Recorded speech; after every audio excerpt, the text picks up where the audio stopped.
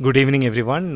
Welcome to the today's edition of the Leadership Lecture Series. I'm also an alumnus, actually, because it's the first time we are actually doing this session as in person.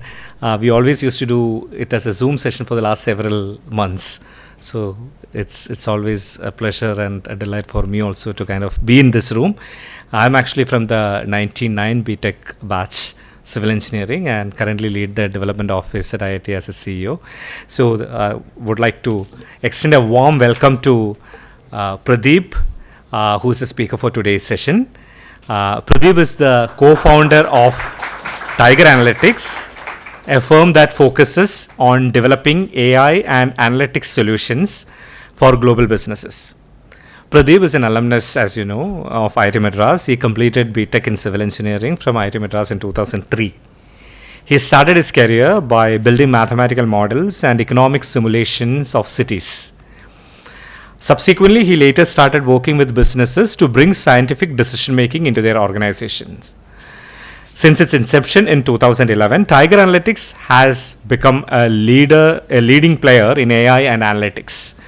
With 3,000 people across 5 continents, it's the fastest growing company in this space and received multiple awards from Gartner, Forrester, NASSCOM, and Financial Times. And you know how difficult it is to build a company from the scratch and make it up to a strength of 3,000 and actually, thrive in this current competitive scenario, right? And I'll just quote, we cannot control the journeys of life and entrepreneurship fully, but there are things we can do to increase our share of luck, says Pradeep.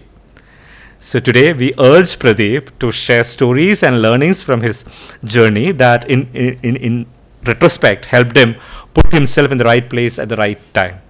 So without much ado, I will invite him. I will welcome him to today's session. Pradeep, over to you. We look forward to listening to you. Thank you. Thank you for the very formal introduction. It is good to be. It seems like only yesterday when I was sitting on that side. Glad to be here. I always wondered, when there used to be these talks, why would every alum come and tell the same thing, right? It gets repetitive. But I said, no. If I ever do it, I too will do it. It's a tradition, right? We need to do it. So good evening, everyone. And when the Alumni Association spoke to me about, hey, would you like to interact with the students, and what would you like to talk about? So I was thinking about what might be of interest to this group. What is it that I can offer as experiences or advice? And said, hey, one of the things that I know enough is about AI and analytics. But then maybe that's something, hey, folks, you can if you Google hard enough, you will know. So then maybe I said, no, that'll not be interesting. So let me share my experiences from journey onwards from my graduation from IIT. I'm back in 2003. It's been close to 20 years now. What learnings along the way, right, and the last 10 plus years of entrepreneurial journey, and talking about entrepreneurial journey, one of the things that people, I've seen a lot of entrepreneurs being asked about and talk about is importance of luck in that journey, in one's success to achieve whatever they've set out to do. So let's make this about luck, right?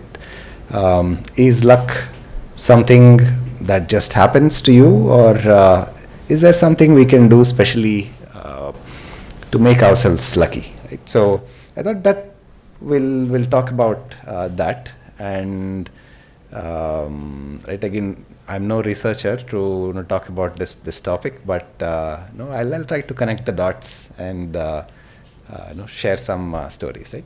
So if you want to put it up, please. Disclaimers first, right? As engineers, we need to do that. So all of these stories, or what we call narratives, they're just meant to inspire, meant to give you some ideas. Your journeys will be quite different. Your goals, aspirations will be quite different. So take it in that spirit.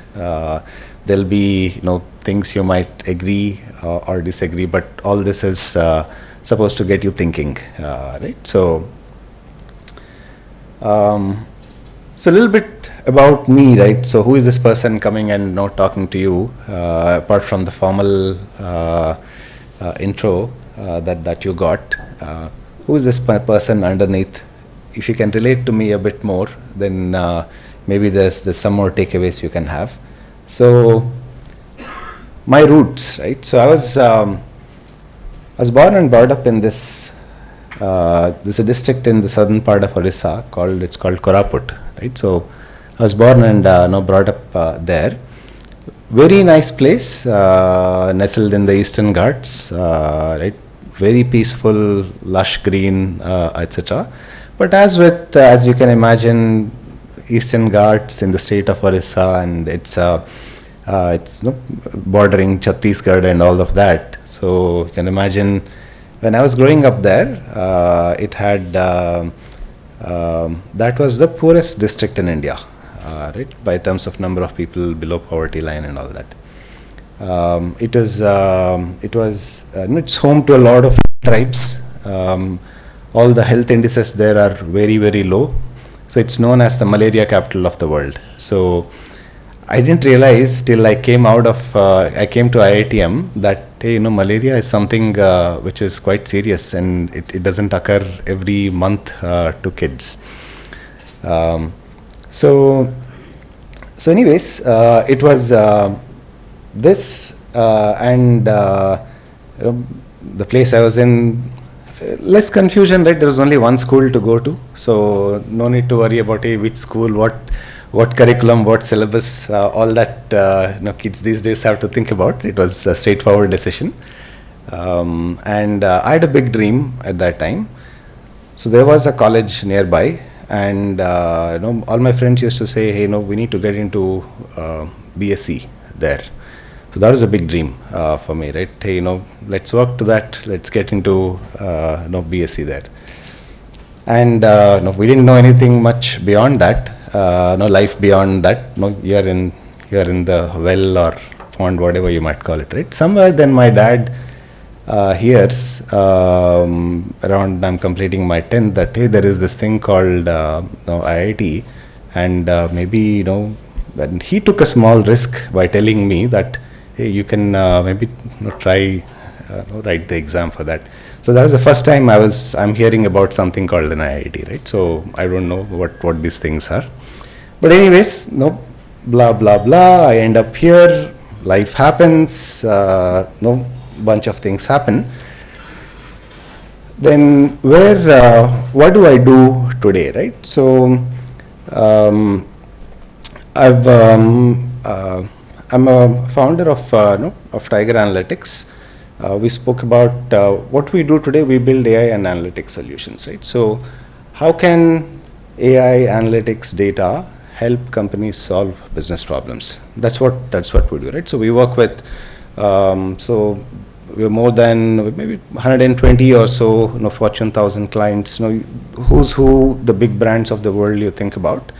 We work with them to build these solutions for a variety of their business needs today. Right, I think we are close to 3,500 people now across 7 countries. We started in Chennai. Fastest growing in the space, a lot of recognition in general across the industry, all of that good things, right? So now leave that. That's the background, right? So now you know a little bit about who I am as a person, right? So you'll be able to relate. A lot of you might have similar stories, at least leading up to where you are.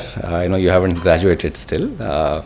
So leaving that with that backdrop, let's talk a little bit about professional growth, right? How life will look like from a professional side for you as you step out into the real world now.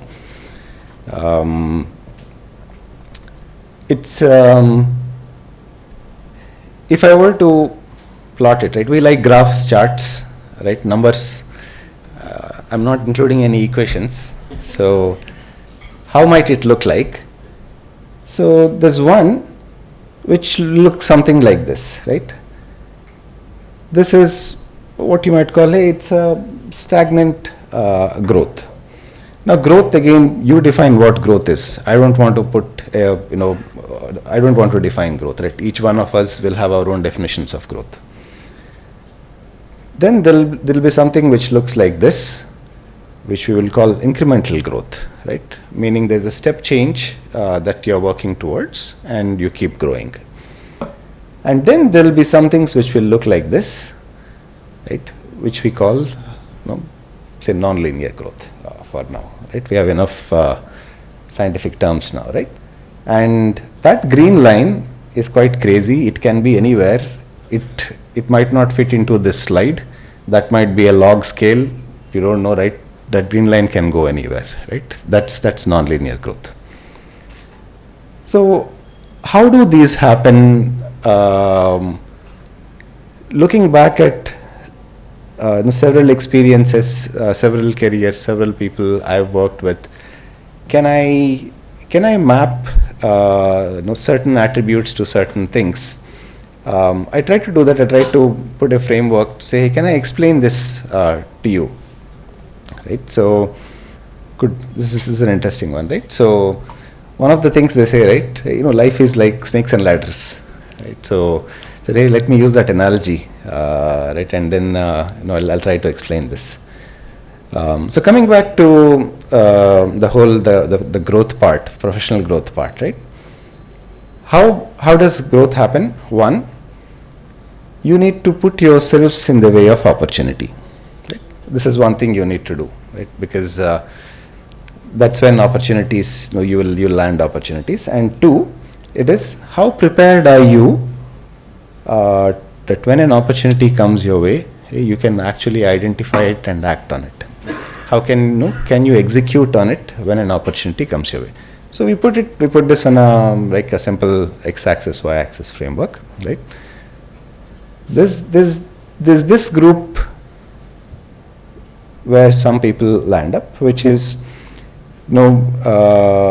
if we are not putting ourselves in the way of opportunities, and we are also not preparing ourselves right to act on it, etc. That's the stagnant part. What we are effectively doing is we are waiting for good fortune. We are waiting that hey, someone will come knock the door, hand us over whatever it is, right? So that big contract or that bag full of something, whatever you want. You're just waiting for good fortune to happen. It's like wishing that, hey, I wish my grandfather was a multimillionaire and I inherit things, right? So that's waiting for good fortune. This is the group, if this is someone in this bucket will not even know that, hey, I need to play the snakes and ladders game. They just walk past, but you don't even recognize that, hey, that's the game I need to play. Then there is the people who will hustle, right? Who will think creatively, who will get into network, get into way of opportunities, create those opportunities for themselves. But then they're not prepared, right? Fine, an opportunity comes. What next? How do I make use of it? You're not prepared, right? It's like, hey, I'm rolling the dice. I know I might get a ladder. There might be a snake which might get me down. And this is the classic snakes and ladders game that they're playing. Now, all of this we are leaving it to chance, right? Now, what happens if you are better prepared, right? And I'll talk about how to prepare yourself, etc. But if you're better prepared, this is what we call will be incremental growth, right? You're not actively looking for major new opportunities, but you're prepared, right? You're executing well, whatever you're doing, incremental progress. It's like, think of it, you're playing the snakes and ladders game. You know about the snakes, right? You know which snakes you have to avoid. You know which snakes you can fight off. But still there will be some snakes which will swallow. That's okay. But hey, now you have you're better prepared. You're better equipped to play the game, right?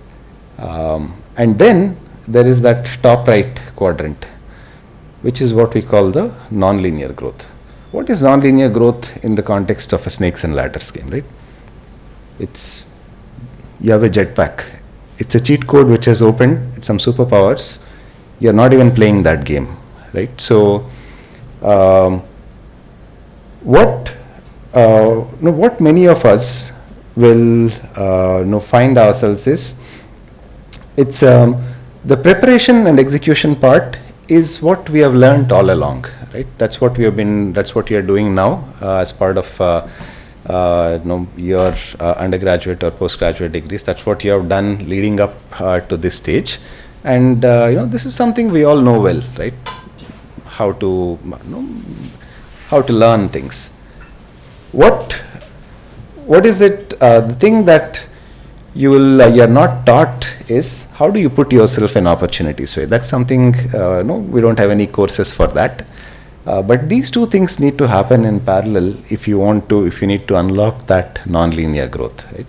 So I'll talk about each of these, right, and quote some examples how some of these things have helped me, right? All in retrospect. When you're doing things, you might not know you're doing it for that purpose, but hey, in retrospect, you can connect all the dots you want, right? So. How do you put yourself in opportunities? Well, I'll talk about a few things. First one, taking small risks. When you think of risks, we always think of, hey, it's right. It's not like a 0-1 game. It's not binary, right? And we're not talking about, hey, taking big risks where you leave everything, change whole course of your life, do something dramatically different. No, we're not talking that. Taking small risks, getting out of your comfort zone a little bit, right? A little bit, and these things add up, and these things open up several new just perspectives for you. So, and risks are also of variety of different dimensions, right? So they can be like intellectual risks, where you are risking about learning something new and failing at it, right? Or it could be social, where you are trying to make a specific social interaction, connection, network, and maybe you fail at it, right? So those variety of risks which might happen. But these are small things that can dramatically alter the course of how your careers could go. So I'll give you an example from my personal life, right? So. I've completed this back in 2003. I've done with my undergrad. That is, to think of it, knowing my background now, you're saying that, hey, I don't know anyone who's ever left the country, right? So that's my background. So then I say, hey, but this could be a great opportunity for me to just expand my horizons at that time. So can I take that risk to say, hey, leave this behind and explore a new country, right? That's something, right? So maybe that's a small risk I'll take. I had a job here, placement season. Bunch of my friends were doing IIMs and all that. So I said, hey, those are all options available. I said, let me do that. Then I said, hey, I applied to a few universities. I had like a few things where I got into. Then I'm faced with this dilemma at the stage. I have an offer from MIT, right? And then I have an offer from University of Texas. MIT is the world's best university, and what the offer I got from University of Texas was to work with this one small group, and I really loved what they were doing, right? So, we have all our well-wishing friends. Everyone said, hey, it's a no-brainer, like just pick up MIT, go there.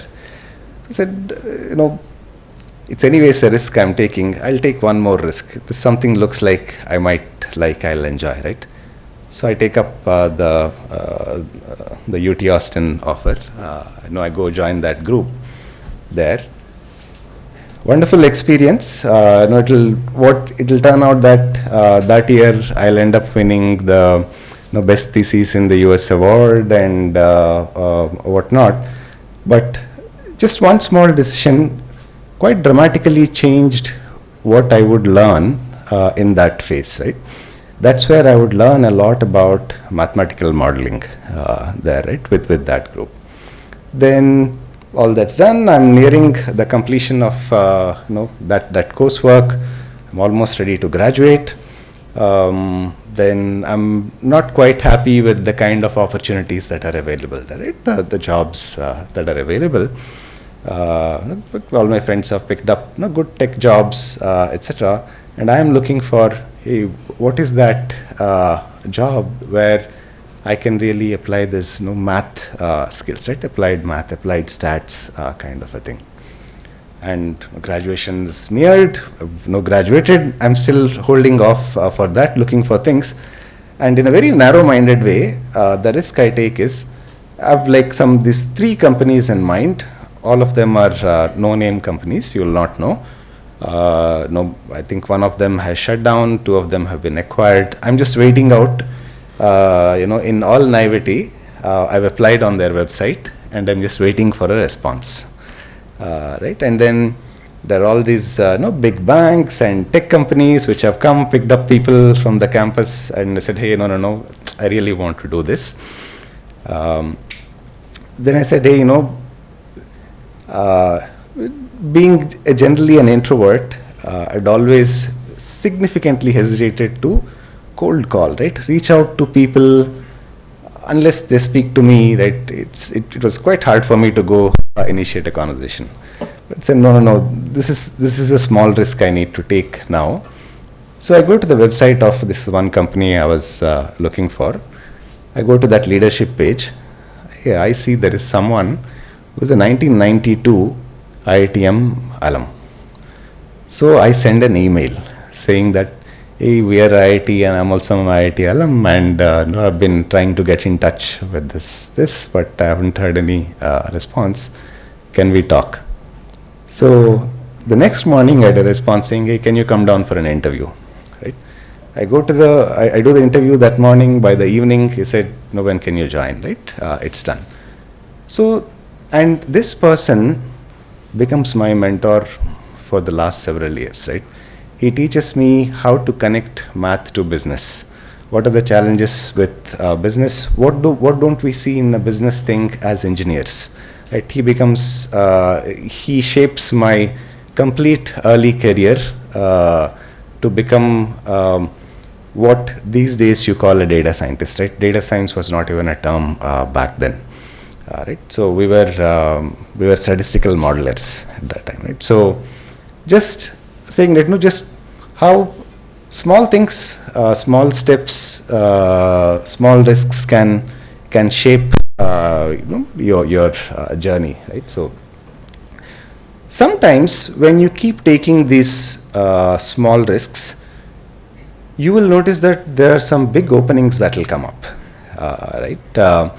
And it will not be, it will not look like a small risk anymore. And it will be like, hey, if you take that, you are leaving a lot behind, kind of a situation, right? None of the things that I spoke about was anything dramatic. These were small. So when those situations come and you have to make a choice to say that, hey, if I have to take this risk, I need to leave behind something, then you leap. This is a big lesson that again I've learned, is you leap and don't look back. Never do the thing of having 2 legs in 2 different boats, right? So that rarely works. That's too much de-risking when you try to do this. Again, I'll give a couple of examples here, right? So I have this job, right? This new job, my dream job that I had, and then I'm happy, crunching away numbers, swimming in equations and all that, and then good job, I'm growing there, good life, but it was I used to live in Boston at that time. And then there is this thing which I keep reading about, saying that, hey, this is going to be India's century, right? And then it keeps bugging me, hey, I'm there, and the action is here, right? Then it starts troubling you, saying, hey, if I can continue this way and life will just go on, whatever, right? There will be that incremental growth. But hey, I might be missing out on the development story of the century, right? Which is India, right there. So then I said, hey, I'll let me explore what's in India, right? So then I start applying right here, looking at other opportunities, etc. And the kind of some of the offers that I get are things which are less than what were considered good offers during campus placements, right? But whatever be the constraints, you have to make a call. You need to take that leap, right? They said, hey, I'll make it work here. This is where the action is. I need to make that move, right? So said, done. I was 27 at that time, right? 3 years working there. I said, move back. So I show up in Chennai. I start working here, and then I continue to do similar work in a similar space. It was now it so happens that what was all this nerdy stuff at that time, applied stats, economics, econometrics, all of these suddenly start to look pretty cool come 2011 10 11 time frame, right? Then I was like, hey, suddenly I'm getting all these when I speak outside, I'm beginning to get some of these offers which were almost like the salary I used to make in the US. Then I said, suddenly, hey, all us geeks have become quite cool, right? This is good stuff. That's what I think. But at the same time, again, I'm thinking there's that entrepreneurship bug, right? Saying there's so much opportunity. There's the whole AI, ML was just taking off. People were not even talking that language at that time. And I was looking at my clients and said, hey, there's so much that can be done. It's a huge opportunity. I think this is something I need to do, right? And I had to take that leap, right? Which is take the leap, the entrepreneurship leap, and then not look back to say, hey, if I had stayed back, I would have made so much, and I'm doing this by myself, so I don't have a salary.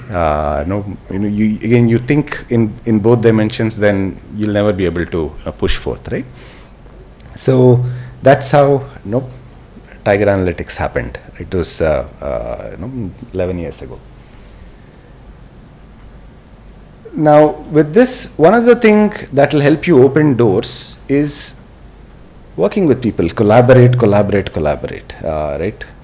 I don't know how strong the whole relative grading concept still is in IIT. I don't know how it works now, but it used to be not the best of situations during my days, right? But in life, for most part, it's not like a cricket match, right, where one team wins, one team loses. It's not zero sum. Both teams can win, right? You put 10 teams in, 10 teams can win. Those situations can be created, and if you can create those situations, and it will not happen immediately, right? You will need to work to learn how do I create these win-win situations where everyone who is in it benefits. Then people will open up a lot of doors for you. I'll give some of the examples, right? So there's this guy in my class back in the day, right? And then he used to be take very good notes in class. So I used to be one of those people where there'd be some classes I would love. So I'd be on the front bench taking those notes. There'll be some classes where either you'll sit behind or skip, right? But there's this buddy of mine. He used to be very good, And he used to be very kind, right? He would give, just before the exam day, he would give you notes so that we can just take photocopies of that. I think these days notes would probably be digital. So we used to have a photocopier shop in Taramani, which we used to go at that time. And I think that's the thing you learn about, hey, how people collaborate, and you look beyond yourself for others to do well. So we've kept in touch since. So he today, he's the head of solutions at Tiger Analytics today. There's another guy who used to take notes from me, right, second order, right? And he used to tell me that before exam day, he would say, what notes and all, right? This is not the spirit of learning, right? I will read textbooks. So he would go to Higginbotham's, he would buy textbooks like a couple of days before the exam, and he would read the textbooks and augment anything with my notes, right? And we shared a very good relationship. We've kept in touch since. He today runs platforms at Tiger, right? My first job, there was another colleague of mine. We used to work pretty closely together. We would have our own discussions, arguments, and all of that. But then it was never about you versus me. It's more about, hey, how do we push forth to get a solution, right? So today he is now the CTO of Tiger Analytics. I can take a bunch of people from my network in the past who I have worked with, who things come back, it connects back, and then you end up working together again. So you take the collaborative approach, and then people know that, hey, when I work together with this person, we will work to create those win-win situations, right? It's not about, hey, someone is using me for their benefit, but how do we create those win-win situations, right? So whatever be the situation, so this is something, again, I think I just can't emphasize enough. How do you just go in with the intent to collaborate, not to win a deal, right? How do you collaborate, right? So if that happens, the rest will follow, and opportunities open up. So these are the three things I think I would highlight to say, how do you open up new opportunities? How do you put yourself in a situation where luck happens to you, right? Now, how do you prepare yourself not to be ready when such a situation presents itself to you, and how can you execute it well? One is any situation you are in, to learn deeply, right? And you have to trust that, hey, all of this someday it will help me, right? So there is, I quite like this. There's the famous Steve Jobs commencement speech, right? So he talks about connecting dots. Where he says, sitting now, you cannot connect dots into the future, but you have to trust that whatever you are doing, someday in the future you'll be able to connect it back. And I'll tell you how some of this has worked for me in the past, right? So I'm here, 2000, I think it was 2000 exactly. I walk into advanced structural analysis class, and then my professor at that time, Professor Devdas Menon, he says, I'm not teaching you structural analysis today. Right? I'm teaching you the art of analysis, right? And you will find this useful no matter what you do in life. And then that was an eye-opener for us, saying that, hey, you can look at all of these as key foundational skills that you are picking up. It's just that foundational technique, framework, skill is being used in a particular context in that class, but you can take that and apply it in other ways, right? So I can remember several classes that even specific things that happened in certain classes from my IITM days. But it was, I ended up learning a lot about how do you model structures, fluids, flow, right, soil, foundations, traffic, rainwater, sewage, how do you build mathematical models to represent these? Because all of these eventually need to come together when you are planning for civic systems or when you're building structures, right? So this my next journey became what I did at UT Austin was building models of urban places, right? Cities, utilities, how do all of this translate into economic activity for people, right? And then how can we use all of this to build urban systems? That was what I used to work on. I did my research work there was. And then from building models of analysis and models of structures to that of then models of cities, the next became was models of customers, products, markets, prices, machines, marketplaces. This is what today data science is all about, right? So that was the connect for me that I did at my first job. And the journey cannot continue the same way when you're when you become an entrepreneur. So there's a lot of new things I had to learn here, while still a lot of that carries on. But you have to leave certain things behind, and you need to just plunge into other things that I had to learn about, say, sales and marketing, or managing people, to finance, operations, all of that. But whatever you are doing, if you learn deeply, it will come back, right? Of course, some things you might not be able to come back. I'm sure along the way I'd spend enough time in other aspects as well, which might not have directly helped me, but there will be some things which will be directly beneficial, right? So this is one thing, as something that's always helped me, right? Learning deeply whatever we're working on right now helps you be prepared, right?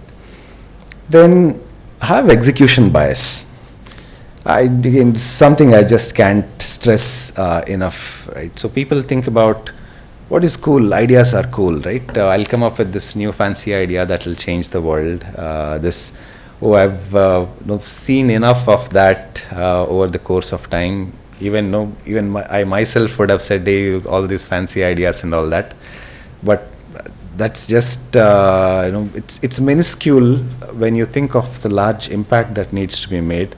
All of the magic is in the execution, right? Ideas, you yourself sit for half an hour, you'll generate maybe 50 ideas. You bring 50 people in the room, it will just multiply, right? Tons of things will come up, but how do you execute that becomes the key, and that's the boring part, right? So prepare your project plan, put together the team, start executing. It will be incremental progress. It's like, hey, of the full machine, you're building one small thing that will fail, go fix it, quality check there, get feedback, revise, done, rinse and repeat every day, day after day. Super boring stuff, right? But be boring. That will get you places, right?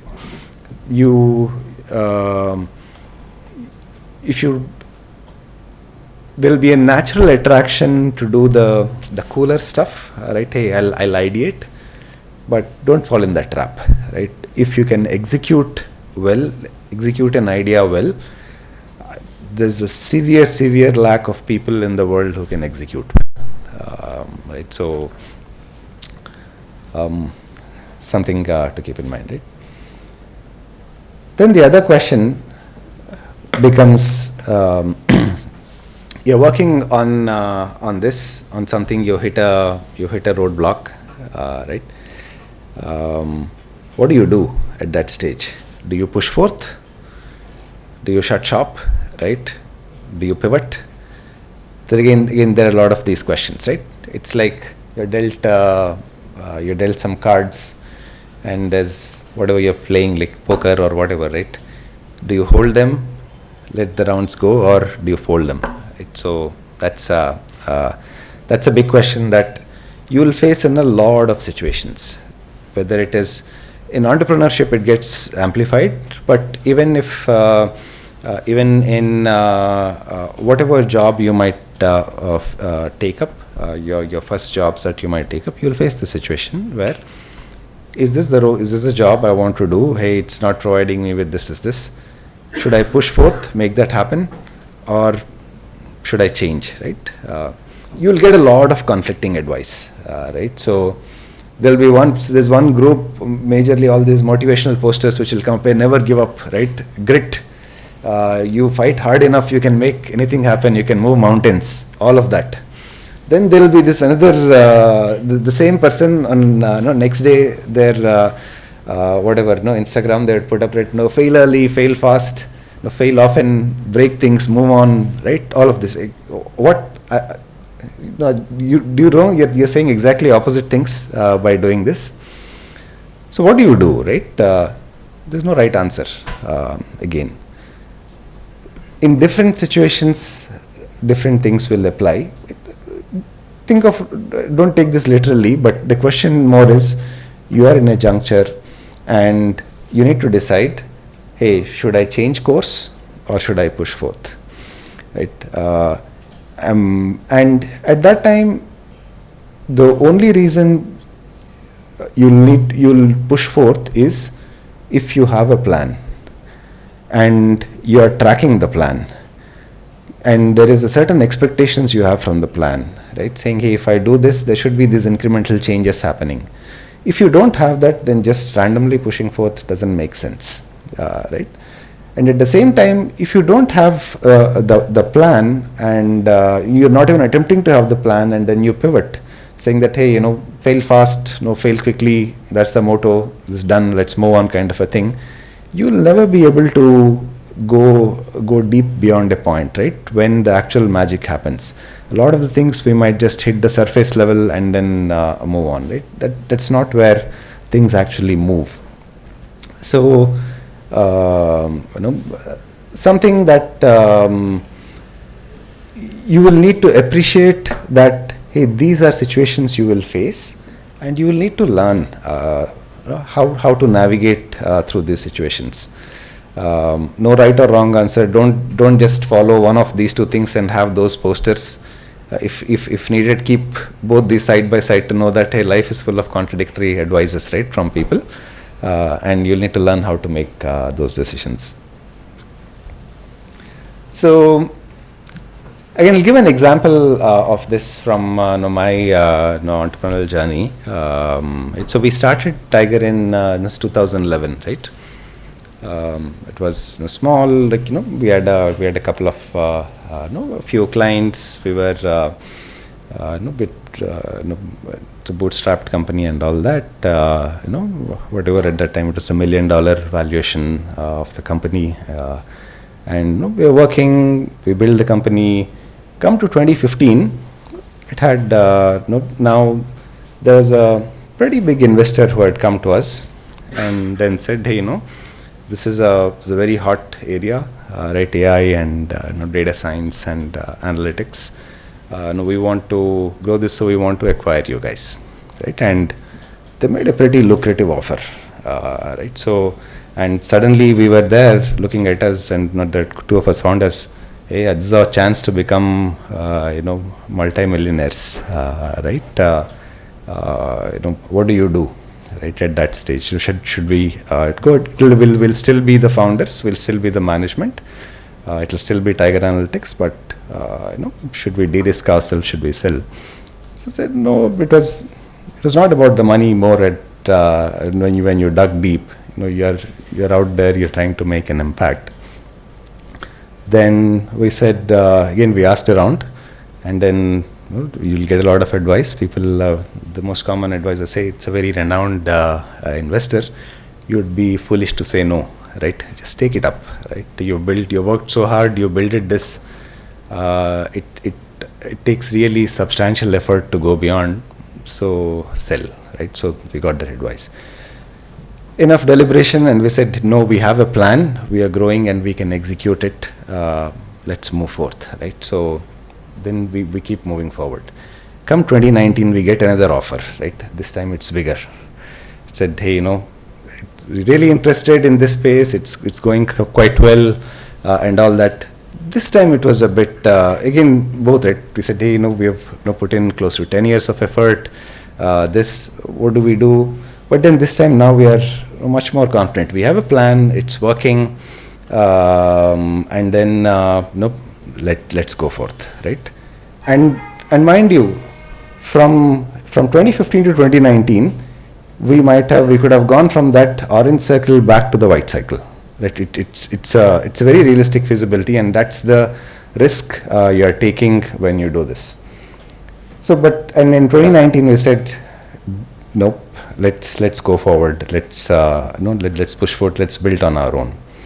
And where we are today in 2022 is we are somewhere this, right? So it's some of these, the risks, some of the bets you take can pay off, but you need to be equally prepared that, hey, when it could have gone the other way around as well, but you made the call.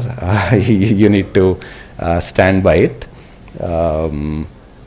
and over a period of time, but keep learning at every juncture when you fail to say, I could have cashed in my chips earlier, but I did not, or saying that, hey, I could have cut my losses before, I could have pivoted before, or I could have not wasted my time pushing forth on these things, but done something else. There are all these things that will come up, but so long as you found that mental framework of and learn from that, that will hold you good. The next time you won't make the same mistake, or you'll take similar bets. So that's that. The learning, understand that it's not.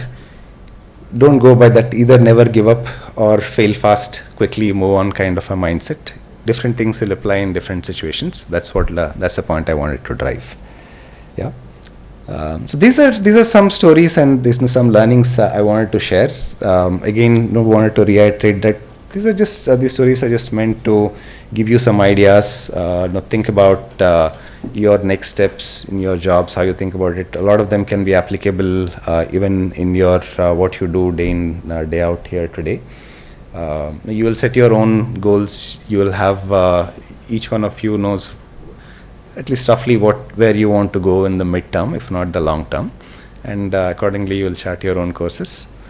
But yeah, that's those are things I want to share. It's been thank you for giving me this opportunity, and it's a pleasure interacting with you. I'm open to any questions if you have any. This is Abhishek from third year civil department. I just wanted to ask you that were you passionate about entrepreneurship when you were in college itself? No, absolutely not. I'm an little bit of an accidental entrepreneur, by the way. I wanted to do just tech stuff, right? And then it is, I think, once I started working, then I started reading about entrepreneurship, startups, and all that. And I was absolutely not sure how do you even go about doing all this, right? It seems like so alien. But you have to start somewhere. So I did a few things, got together with few people. We tried to do something in sports analytics first, right? But we did not know, hey, how to take it, who will be the market, etc. No? But in the process, you meet people, you meet both like-minded people who bring some very different skill set, right? So, and then those meetings, those discussions helped me when I met my co-founder. It happens to be from IIT Bombay, but that's how this journey took up. But at that time, it's quite far. I never thought so far at that time. And the second question is, can you briefly describe first year after you started your own company, and how did you get that first business client, and how did you convince that this is the upcoming new technology and our solution will help you to grow? So yeah, it's that you're asking, hey, how do you sell? There are at that time you need to you need to see what is it that they're looking for, right? Sometimes the opportunity will come in a very different form, right? So this was, we were speaking to someone, and they were talking about, hey, we need someone. The discussion went something like this, right? Hey, we need someone to analyze this data. It was some financial planning data, and it's a mess. It's not working up. We are overshooting our budgets. All that. Do you know someone? Right? It was some network. This, and then we were asking. Then we went a bit deeper. Why is it a mess? Why are your budgets overshooting and all that? And they said, hey, this it's a railway company, right? And hey, we have all these trains, and then what happens is we have sensors embedded on the rail tracks, and when a train passes over them, it detects whether or not it's a wheel has gone faulty. One of our sensors has gone faulty, and it's telling that all the wheels are faulty, right? So the repair shop has just replaced all the wheels, and it's just overshot budgets for this. It just conversations, right? Then I said, oh, you know what? We'll build you a piece of software which will tell you when is it that a wheel is faulty and when is it a sensor is faulty. It's statistics right there. Then said, okay, you do it. If it saves me money, then I'll implement it, and if then I'll pay you. Right? We know that, right? If it doesn't work, don't pay us, right? So then we went, built it out, right? It worked miraculously. So today, this was a client in North America. So today, the whole entire rail network in US, Canada, Mexico, etc. uses this algorithm to detect that. And we go on to build a bunch of other algorithms for them to do that. But these are conversations can start somewhere and go somewhere, which is where I think you have to trust that, hey, if I collaborate with them, I'm here to help you, right? And then because we were a consulting firm, we could take that approach, right? If you're building a product, you need to take a different approach. But that's how the first thing. And the happened. last question, how was your transition from your job to startup? You were building something gradually while you were in job, or it was like, this is the moment I'll stop doing my job and start my company? Yeah. Again, I don't do a whole lot of two things. That's my personality. If we have to do something, then just dive in. So I stopped working and then started doing things. Transition is not easy because when I was working, the maximum number of people I had managed was 2. Right, that was my team size. And then suddenly there are all these new people. I need to project a face of confidence and say, hey, don't worry, like we are this, we'll do this, etc. Then no, you need to be. They're looking up to you to guide them and all that. So it's very, very rapid learning. Extreme. You have to keep your head above water somehow. Thank you, sir. Hello, so I'm Nandan, pursuing MS here. Sir, when you were building your team, when you were choosing your friends to be your partners, what was it in your mind? How did you choose your partners? Was it because it was you were colleagues, you were classmates sometimes, or it was because sometime you have seen their work or something like that? My question is, how do you plan your, how do you choose your team? Yeah. So there will be. It's not again not no binary answers. So there will be certain roles where the technical know-how is the most important, right? And that usually tends to be a little bit more at the junior to mid levels. As you go up, the technical know-how is important, but that's not the most important thing. A lot of it becomes just your tenacity to hold on to a problem, solve it, bring people together to solve a problem, and all of that, right? And then these are a lot of people who I knew that they come with a very good attitude, right, to problem solving. And I knew that they might not know what is being done right now, but these are all smart people, right? They've gone through some of the right, like all of you, gone through some of the toughest exams and all that. So It is, and with the right attitude, they can pick up if need be. So it's a mix. Some of them were, I knew they were like already, some of them grew into those roles over time. And the first few people were not my friends, right? The first few people were who I hired outside, right? And and the first person who I hired, who had was I go to the office, and that day he calls me saying, "I'm not joining your company," right? So that's how the hiring started for me. Thank you, sir. Hello, sir. My name is Rohan. I am also from Koraput, and my BTech is from mechanical. Now I am into data science.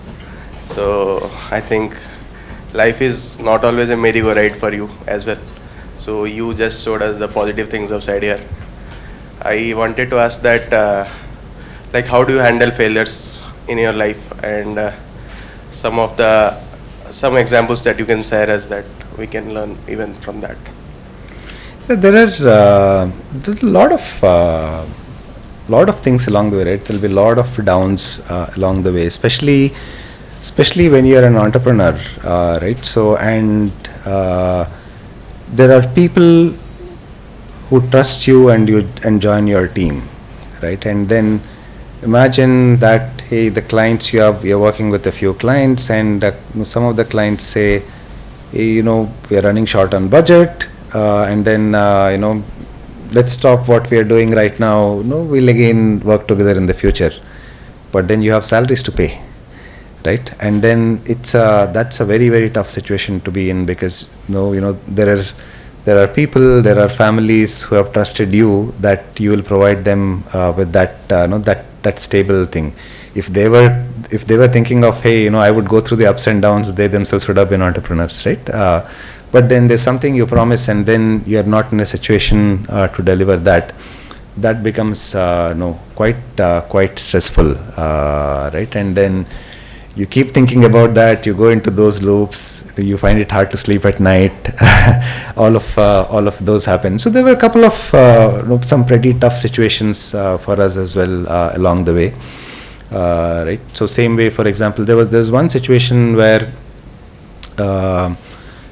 we were about 12 people, right? Early days as a company, and we'd built a very good team, right? Very strong technical team at that time. And there was some multinational company which set up a new office in India, and I think some recruiter from there got creative and then just hired 5 of the 12 people from the team. It had taken me 2 years to build that 12 people team, right? So it's like you feel like, hey, your life's work has been taken away from you. But it is, but that's life. Move on. Well, nothing much you can do, right? Rebuild. And you learn a few things, saying that we need to get to a critical mass quickly, right? Because if we are still there, that 12 people or so, we need to get, let's amp up on sales and business development, and so that we can get to the stage where losing 5 people will not hurt the overall company, right? So there'll be, how do you get there quickly, right? So it gives a new sense of urgency. So situations like these, and there'll be ample, right? Say for every positive story I'm telling, there'll be 10 such stories where you've taken a big hit. Hello. So I had a question. You had shared that your first client, you worked on a software to track whether the wheels were wrong or the sensors were wrong. So what I wanted to know is like what the company was working on before that. Like before the first client, you got the idea for something to sell to the client after you spoke to them. But what was the company working on before that? Yeah. So we started as a consulting company, right? So meaning, what was that was, they said, hey, we are people who are very good at building algorithms, and we can solve a variety of problems, right? And then the way it works in this space, for most part, is let's say this company had this problem, right? This is a very unique problem to this specific company, and 90% of the other companies would never have this problem. So products for such things don't exist, right? And the world is full of these problems. So how do these problems get solved?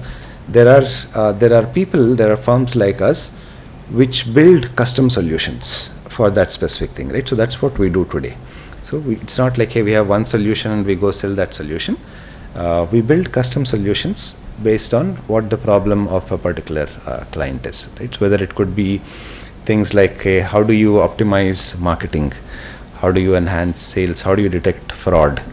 Right? How do you detect machine failure ahead of time?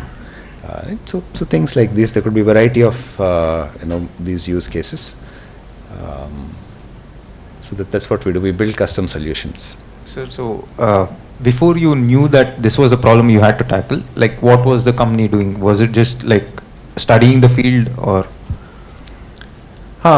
No, so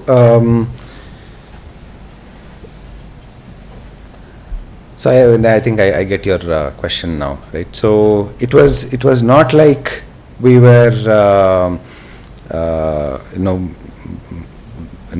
we were there waiting for this opportunity to come. So we were having a lot of conversations, right? So for example, how do you start? How do you have conversations, right? So there are the best way to have conversations is if you have a particular topic and you want to know what are people thinking about this topic, what are the opportunities, best way is going to sign up for a conference, right, where people in the industry for that topic are coming together to speak, right? And you go to the conference. You know the topic well, you can present it in the conference. Then maybe there is someone who is interested and they might come and say, hey, can you help me on this? Or you're speaking to people and people are talking about what their problems are. Maybe you can say, I can help you on that. So it was one of such conferences this conversation happened. Right, so.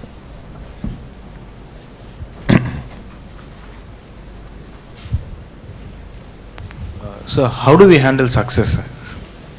Because it's easy to get carried away and be overconfident. Very, very abstract questions. How do you handle success and failure, right? It is. I